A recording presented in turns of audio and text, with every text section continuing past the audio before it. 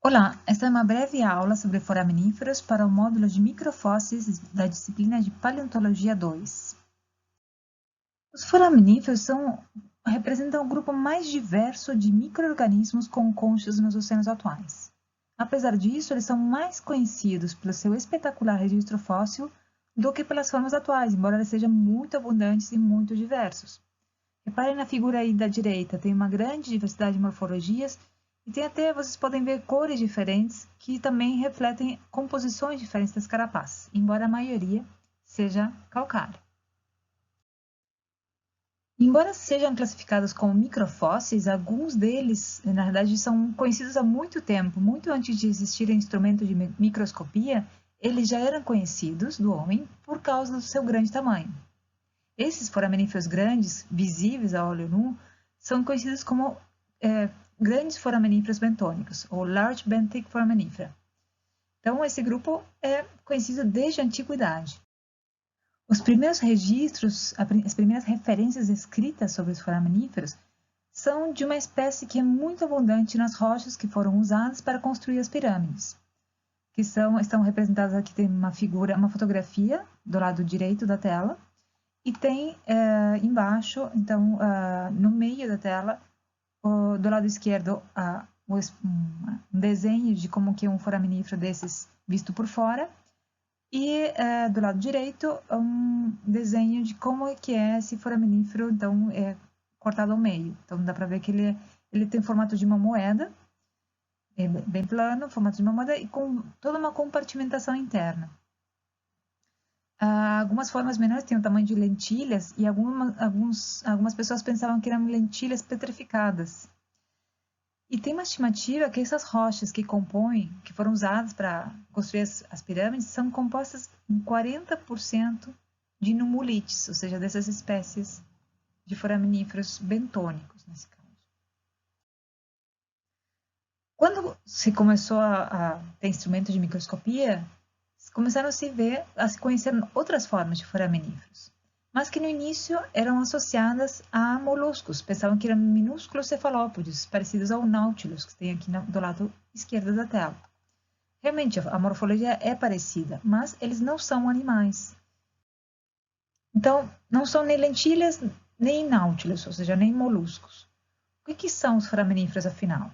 Então, olhando os 5 reinos, os conhecidos 5 reinos, que não é a representação mais fiel da realidade, mas é uma divisão prática, eles se encontram dentro do reino, que seria o reino protoctista, dentro de um filo conhecido como granuloreticulosa. Hoje se estima que o número atual de espécies de foraminíferos seja em torno de 10.000, o que corresponde mais ou menos a 1/8 do número estimado de todas as espécies pertencentes a este reino. Ou seja, entre todos os protoctistas, 1/8 seria de foraminíferos. Se a gente vai olhar diferentes livros, vocês vão achar diferentes classificações. Repare ali, nós temos 3 livros. À esquerda, um livro clássico de foraminíferos. No meio, um livro clássico de microfósseis. E do lado direito, outras publicações mais recentes.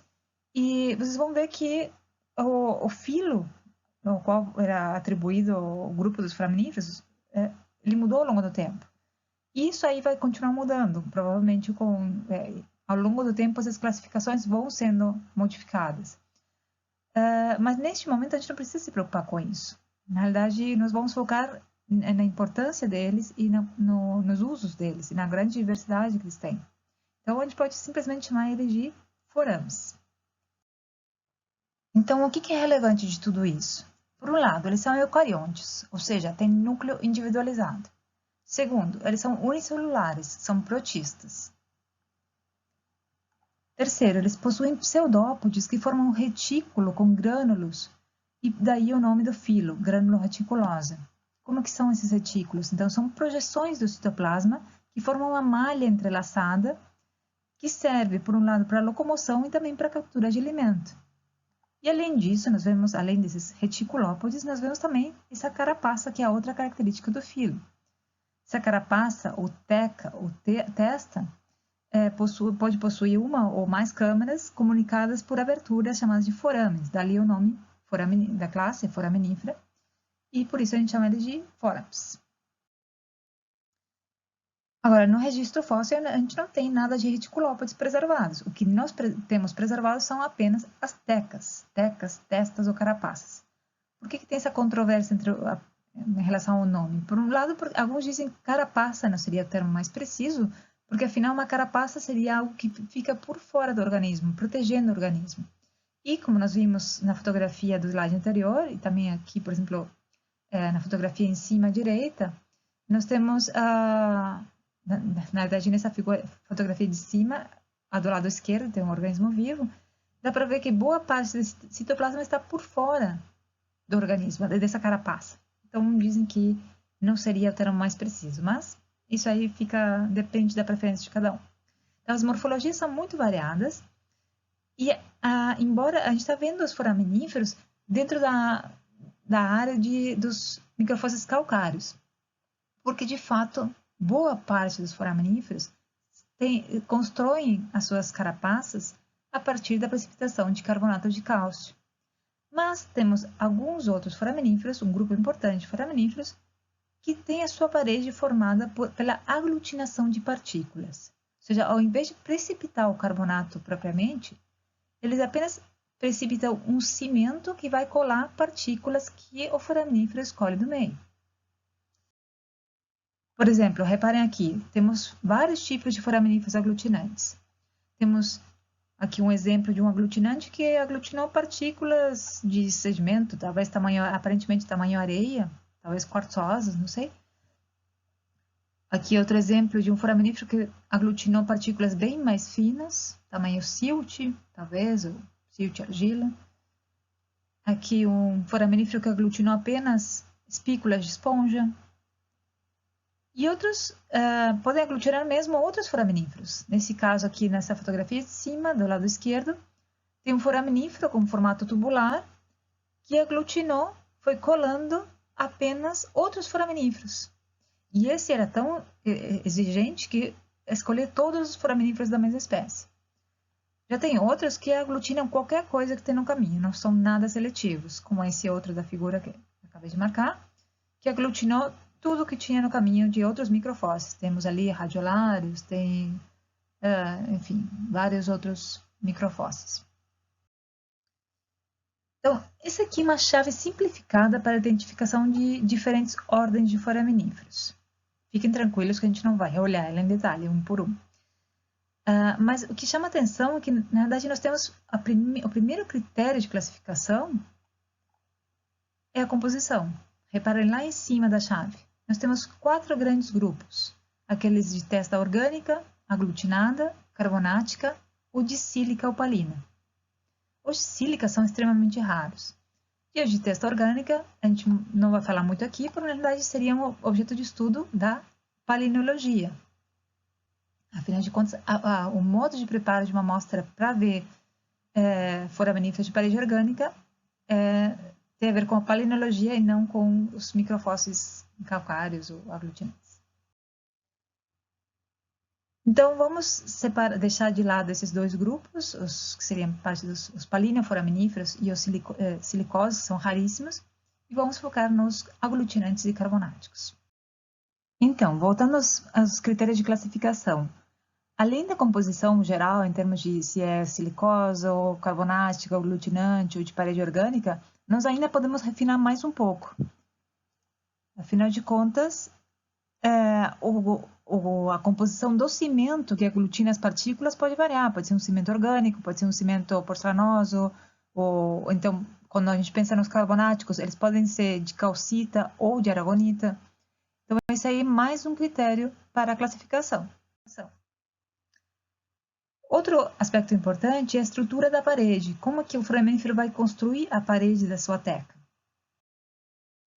Então, aqui nós temos uma representação na parte superior, mostrando como que é a parede de um foraminífero aglutinante. E depois, embaixo, nós temos ali nas cores azuis, tom de azul, como que é a parede de outras composições dos calcários. Então, outros tipos de arranjo dos cristais que dão aspectos diferentes aos foraminíferos calcários. Então, temos alguns que são chamados de porcelanosos, outros que são microgranulares, esses aí já estão todos extintos. e os calcário-hialinos. Então, dependendo do arranjo dos cristais de calcita, aragonita, dentro da parede, eles vão ficar com um aspecto mais vítreo, mais porcelanoso, mais fosco. Isso tem a ver, então, diretamente com o arranjo interno daquela parede. Então, esse é mais um critério de classificação. Ainda se a gente considerar os planctônicos, as paredes podem ser macroperfuradas ou microperfuradas, podem ter espinhos ou podem não ter espinhos. Então, são mais critérios de classificação. Outro aspecto importante obviamente, a morfologia, mas isso aí a gente vai ver um pouquinho mais adiante. Então, além da morfologia, nós temos também outro critério de classificação, se o hábito é bentônico ou planctônico. Na realidade, de todas as ordens representadas aqui, apenas uma ordem tem organismos planctônicos, que é a ordem Globigerinoida. Então, como nós vimos, os modos de vida, basicamente os foraminíferos podem ser planctônicos ou bentônicos. Os bentônicos têm um registro mais longo, tem todo o Fanerozoico. Ao longo de todo o Fanerozoico nós temos foraminíferos bentônicos. E atualmente se estima que tem em torno de 10 mil espécies. Então, se nós temos 10 mil espécies hoje, imaginem ainda no registro fóssil. É uma imensa quantidade de espécies.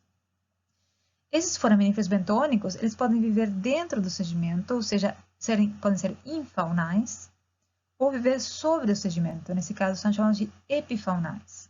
E a morfologia deles vai variar em função desse local onde habitam. Também podem ser vágeis ou sésseis, ou seja, podem se movimentar, se locomover, ou podem ficar fixos a um substrato. Já os planctônicos, eles têm um registro estratigráfico mais curto, desde o Mesozoico, desde o Jurássico. E atualmente se estima que tem entre 40 e 50 espécies. Se são tão poucas, por que a gente não sabe se são 40, 45 ou 50? Isso porque o critério de classificação que se usa até hoje, tem se usado até hoje, é o critério paleontológico, baseado na morfologia. E hoje em dia, fazendo estudos moleculares, está se vendo que algumas coisas que a gente considerava que era a mesma espécie, na verdade são espécies diferentes. Ainda se discute, às vezes, o que é espécie, quais são subespécies de uma mesma espécie, então ainda não um consenso total. De maneira geral, os planctônicos têm morfologias mais simples e têm testas mais leves que ajudam na flutuação, permitem que eles fiquem flutuando na coluna d'água. Eles são predominantemente marinhos, ou seja, eles não têm no ambiente continental estricto sensu. Eles têm desde ambientes transicionais, ou seja, onde tem alguma influência da água do mar, como uma laguna, por exemplo, um estuário até pode ter, mas eles são realmente muito mais abundantes no ambiente marinho. E ali ocupam desde águas rasas até as grandes profundidades, ou seja, até as profundidades hadais. Eles estão presentes em todas as latitudes.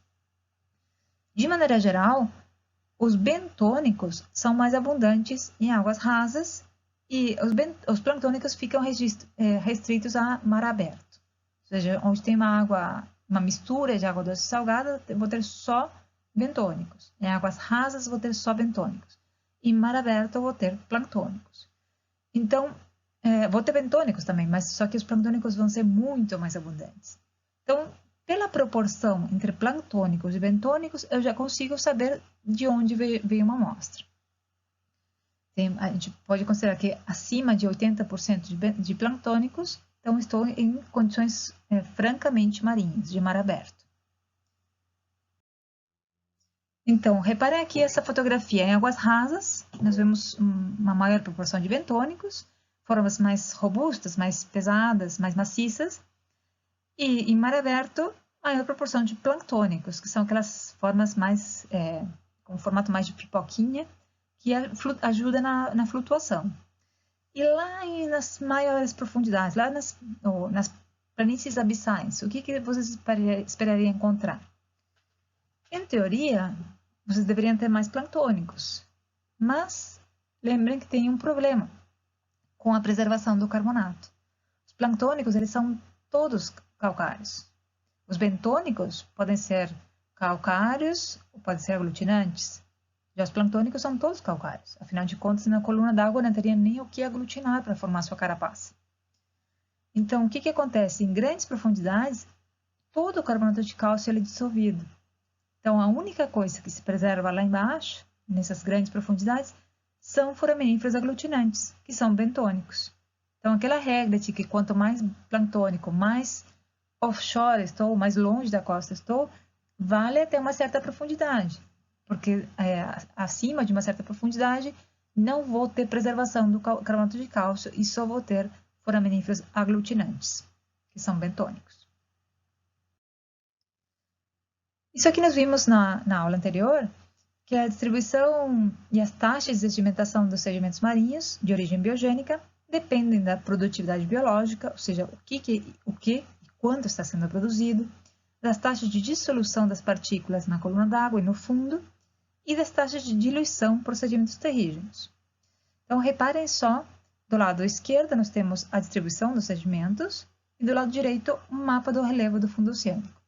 Então, olhem para o Oceano Atlântico e prestem atenção, por que a vasa calcária não está presente nesses locais apontados pelas setas? Olhando para o mapa do relevo do fundo oceânico, nós vemos claramente que essas aí são áreas mais profundas. Então, essas áreas ficam abaixo da profundidade de compensação do carbonato, abaixo da qual não há carbonato preservado. Agora, vejam o efeito da cadeia mesoceânica. Reparem como ao longo da cadeia mesoceânica nós temos carbonato, porque a profundidade é menor. E se vocês olharem ainda no Atlântico Sul, temos uma linha onde o carbonato é preservado que corresponde à cadeia Rio Grande-Wolves. Então, também são áreas mais elevadas, menos profundas, que permitem a preservação do carbonato.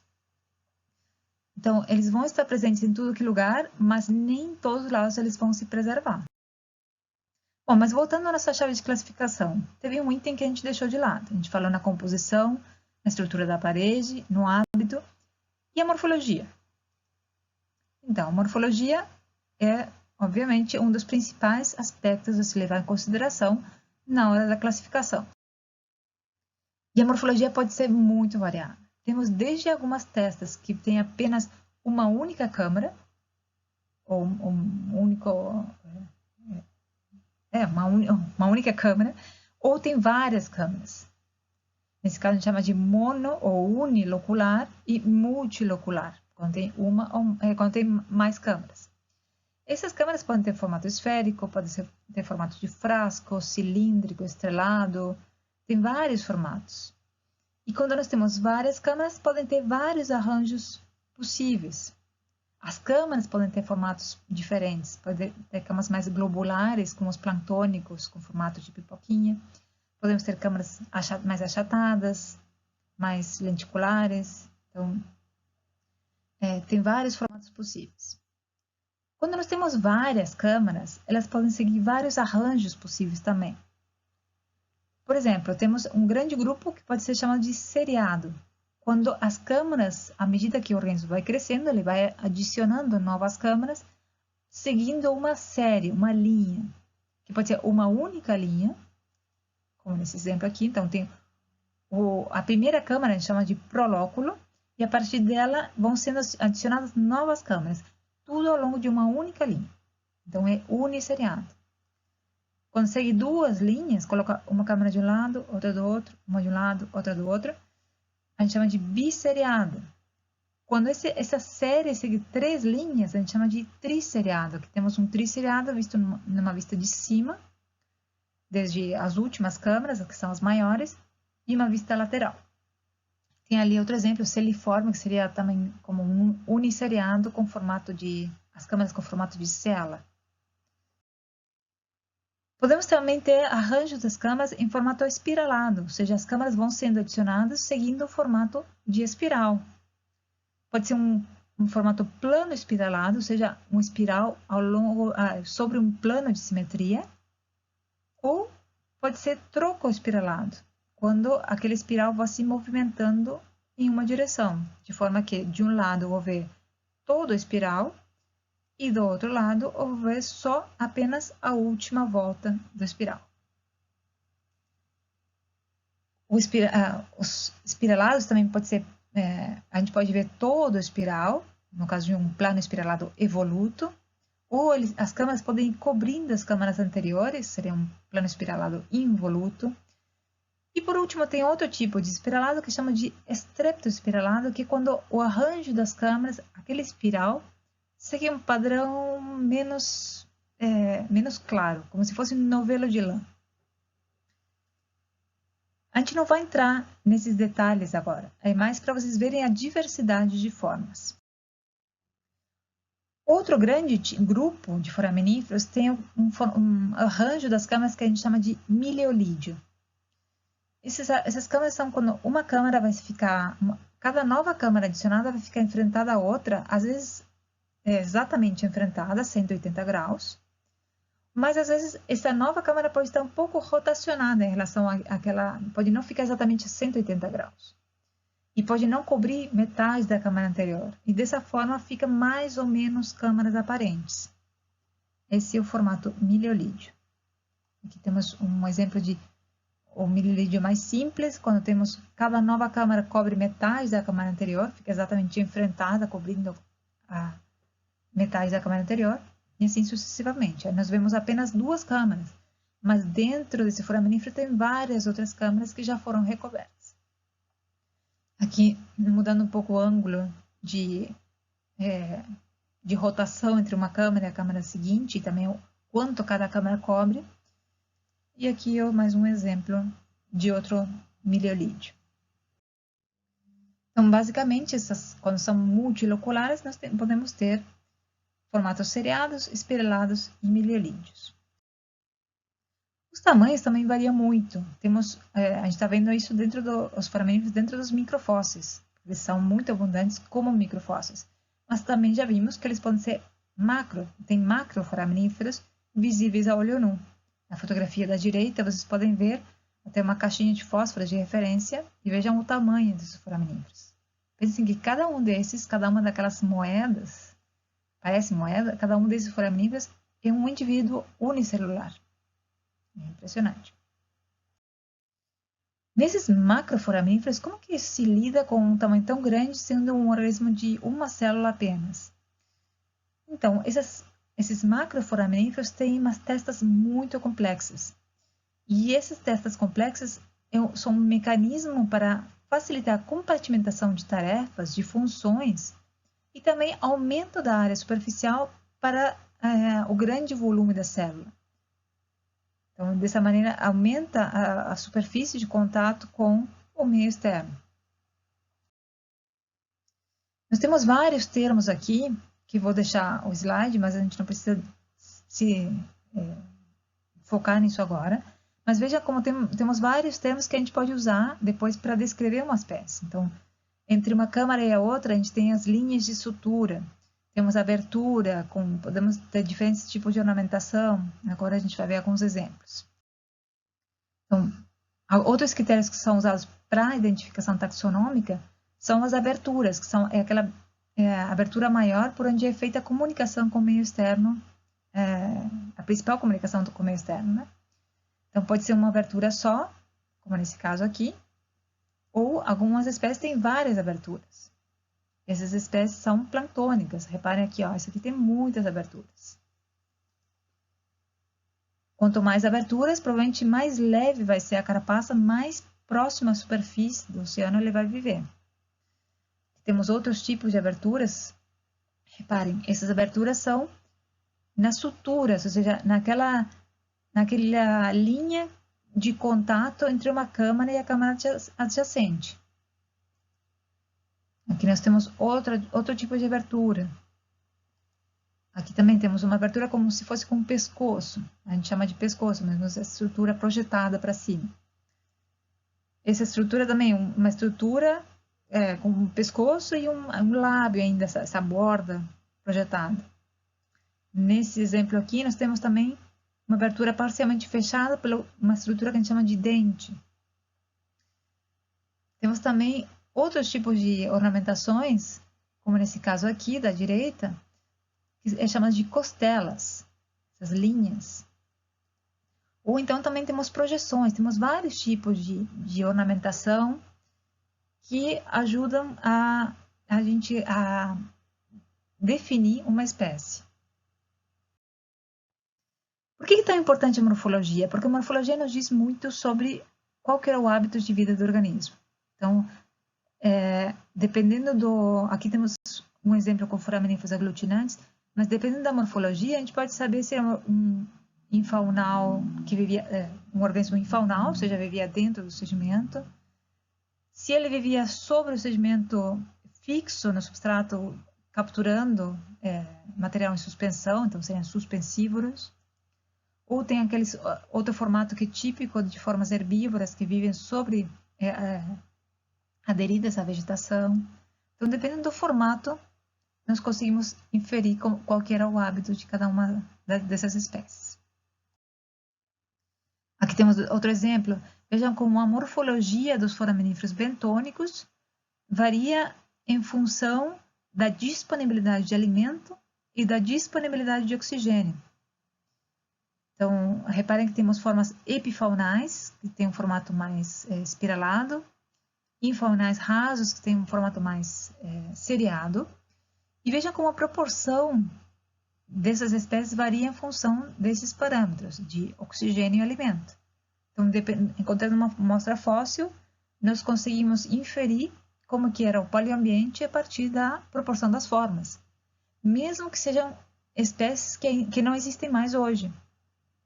Mas usando os padrões que nós vemos hoje nas espécies atuais, nós conseguimos interpretar o registro fóssil. A morfologia nem sempre é tão simples de ver. Por exemplo, reparem essa amostra aqui na fotografia da esquerda. Parece até grãos de arroz. São foraminíferos grandes, visíveis a olho nu. Esses aí são fusolinídeos do Paleozoico, já extintos. Mas reparem que por fora não tem grandes ornamentações ou aspectos que a gente possa usar para classificação. Agora, olhando em lâmina, como na figura da direita, nós vemos toda a compartimentação interna, que é isso que é usado para a classificação deste grupo. Porque essa ornamentação e esse arranjo interno variou muito ao longo do tempo. Agora, dependendo de como fica a lâmina, eu corto num plano, em outro, vai ser mais ou menos fácil a identificação. Mas aí é outra história.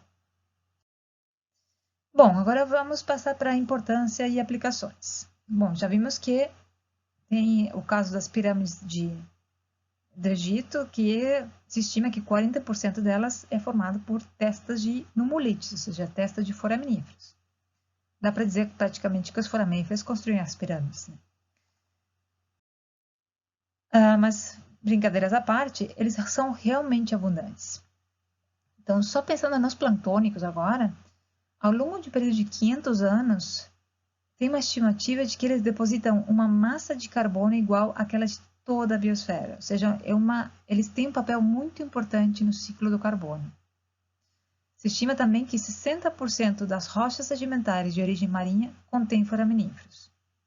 E eles têm esse alto potencial de preservação pelas carapaças de carbonato de cálcio e aglutinantes. Então, veja como eles podem ser importantes componentes das rochas. Então, aqui temos exemplos do Paleozoico, rochas formadas em grande parte por esses fusolinídeos. Aqui temos outros exemplos esse aqui do Mesozoico, são foraminíferos aglutinantes, textularídeos. Também, então, tem muitas rochas formadas por esses depósitos de textularídeos do Mesozoico. E aqui os rotalídeos do Cenozoico, como aqueles das pirâmides de Gizé. Vejam o tamanho que podem atingir. Outro aspecto importante, muito importante, é que eles são sensíveis às variações ambientais. Então, lembram do exercício de paleoambientes, paleoecologia que a gente fez ano passado? Pela proporção das diferentes espécies, vocês conseguiam inferir a paleoprofundidade. E isso aí pode ser feito só olhando as diferentes morfologias. Mesmo que a gente não conheça exatamente a espécie, pelas morfologias a gente consegue saber se uma morfologia de águas rasas de ambiente de talude, ambiente batial ou ambiente abissal. Indo para os ambientes transicionais, também reparem esses diagramas triangulares de cima. Vejam que temos esse diagrama triangular, cada ponta do triângulo representa uma diferente composição de foraminífero. Temos no vértice os foraminíferos aglutinantes, no vértice superior os foraminíferos calcários porcelanosos e no vértice inferior da esquerda os calcários lamelares ou calcário-hialinos. Isso aí dependendo do arranjo dos cristais de calcita na parede, né? Tem porcelanosos e lamelares. E vejam como diferentes ambientes têm diferentes proporções desses grupos. Então, por exemplo, procurem ali lagunas hipossalinas e estuários, ou seja, ambientes onde tem pouco sal. Temos mais água doce corrosiva por carbonato, aí praticamente não tem porcelanosos, que eles têm um pouco mais de magnésio na carapaça, eles são mais facilmente dissolvidos. Mas tem mais aglutinantes. Em água doce não tem nada. Na plataforma continental tem mais lamelares ou hialinos e aglutinantes. Em lagunas hipersalinas tem mais lamelares e porcelanosos. Então, dependendo da proporção desses grupos, também consigo inferir qual que era o paleoambiente. Para reconstruir o paleoclima, a paleoceanografia, nós podemos extrair informações a partir da abundância relativa das espécies, sabendo que algumas espécies são de águas quentes, outras de águas frias, têm diferentes preferências ambientais. O próprio tamanho das testas ao longo do tempo também é uma informação ambiental, porque elas vão crescer mais ou menos, desenvolver tamanho maior ou menor em função das características do meio onde habitam. E a composição química delas, seja a composição isotópica ou o conteúdo de elementos traços que podem ser incorporados nas carapaças. Então, esses parâmetros vão variar em função da composição físico-química do meio. Voltando à importância dos foraminíferos, é bom lembrar da sua grande diversidade e rápida evolução, o que significa que eles são ótimos para a bioestratigrafia. Vamos olhar agora a distribuição estratigráfica dos foraminíferos. Neste gráfico, nós temos todo o Fanerozoico representado, desde o Paleozoico embaixo até os dias atuais no topo do Cenozoico em cima. Essas barras pretas representam a abundância dos gêneros dos diferentes grupos de foraminíferos ao longo do tempo. Todas as barras pretas representam foraminíferos bentônicos e temos uma que, ao invés de ser preta, está em azul claro, que representa o grupo dos planctônicos. Por sua vez, também estão organizados de acordo com a sua composição. Do lado esquerdo da figura, os aglutinantes, no meio, os calcários em azul, e em roxo, no lado da direita, temos os silicósios, que são muito pouco abundantes, dá para ver até na figura, né?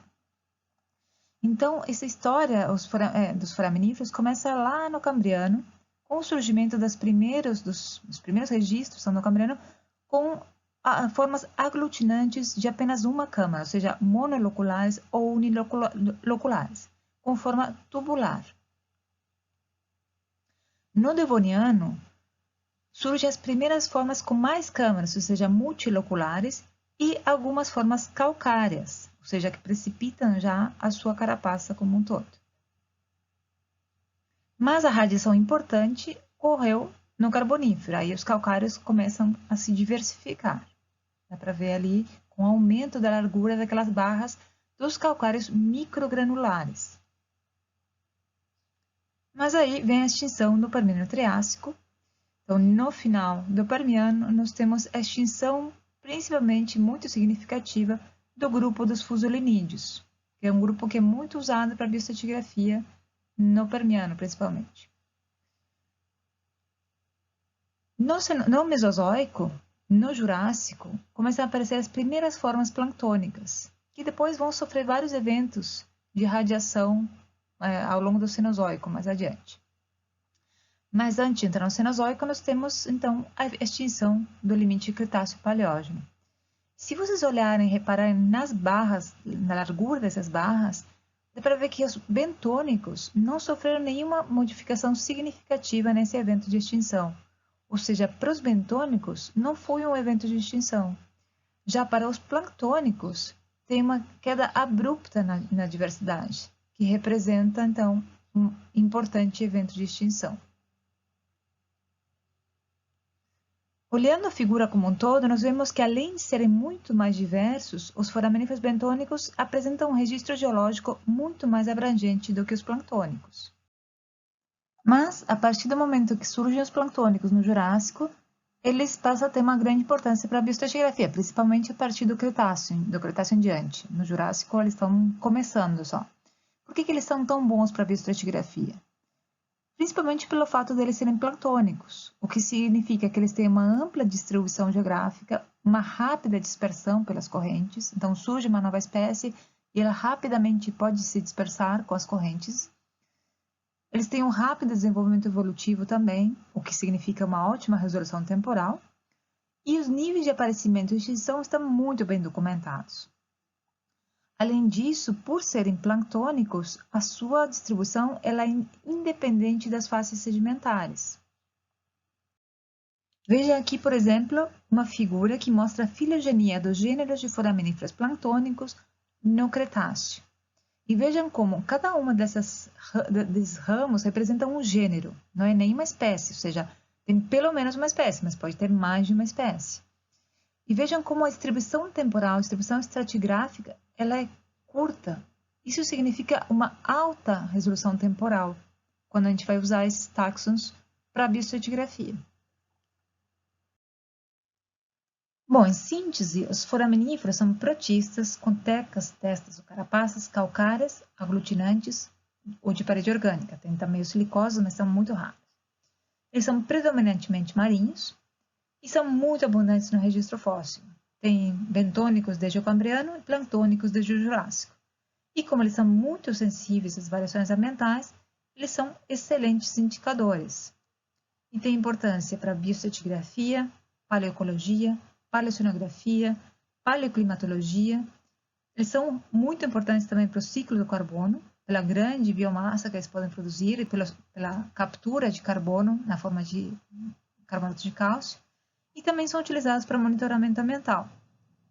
Essa figura desses slides tem a forma de foraminíferos gigantes, mas não existem nesse tamanho, obviamente. Mas é um parque na China que foi planejado por alguém que se encantou com a diversidade de morfologias dos foraminíferos e resolveu fazer réplicas aumentadas. E então tem esse parque temático de foraminíferos. Então, para encerrar, eu gosto muito dessa frase do James Flint, na virada do século XIX para o século XX, que ele diz: estes diminutos animais, aqui fazendo parênteses, lembra que não são animais, são protistas, né? Mas eles são interessantes objetos de estudo, do ponto de vista geológico e biológico, assim como estético. Como objetos de beleza, eles captam a atenção mesmo do observador casual pela delicadeza de sua estrutura, assim como também pela simetria e variedade de formas. Do ponto de vista geológico, são interessantes por estarem entre os fósseis mais antigos e abundantes e também por serem eficientes construtores de rochas. Do ponto de vista biológico, são exemplos instrutivos dos poderes e possibilidades de pequenas quantidades de protoplasma individualizado.